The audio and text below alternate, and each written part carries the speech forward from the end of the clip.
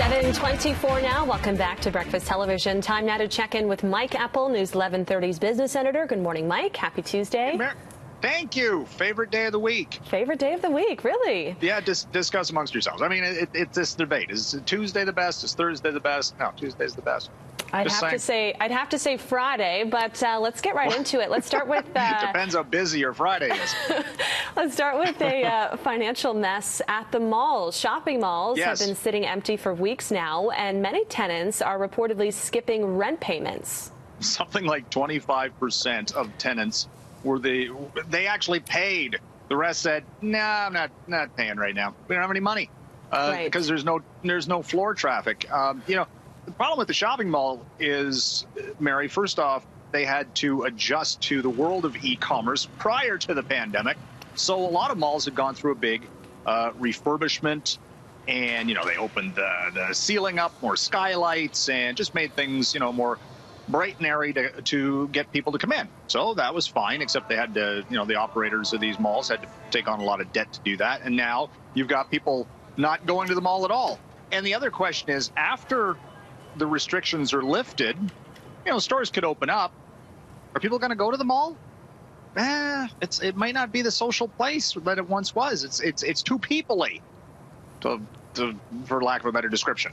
I don't know. It's going to be interesting to see how it all adjusts. Maybe they'll have to limit the amount of people coming in, or they'll have security guards, making people practice social distancing. Who knows? It depends how much, do people just say, "Oh, heck with it, I'll just not." Right. I don't know. That's another big unknown. More people are being accustomed to online buying now. Let's get into oil. Crude oil collapse continues.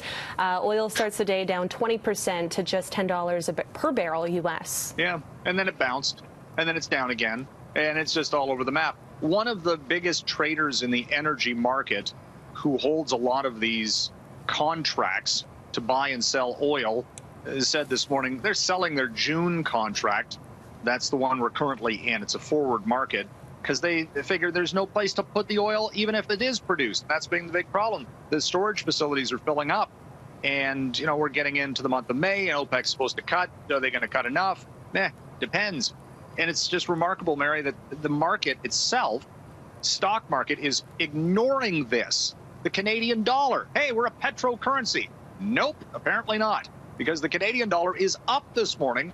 It's one of the best performers against the U.S. dollar.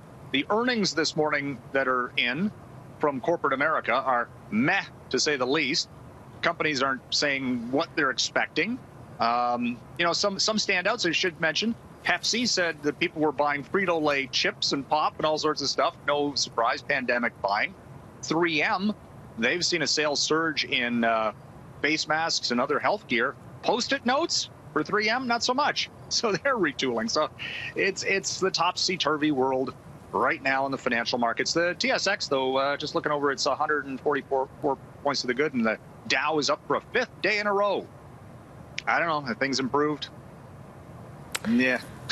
We'll have to wait. I'm using a lot of words like meh and I don't know. I'm sure it'll be a totally different story tomorrow. All right. Thank you so much, Mike. Have a great day. We'll see you tomorrow. Thank you. It is 7:28 now. We're going to take a break. We'll have more news ahead. Stay with us.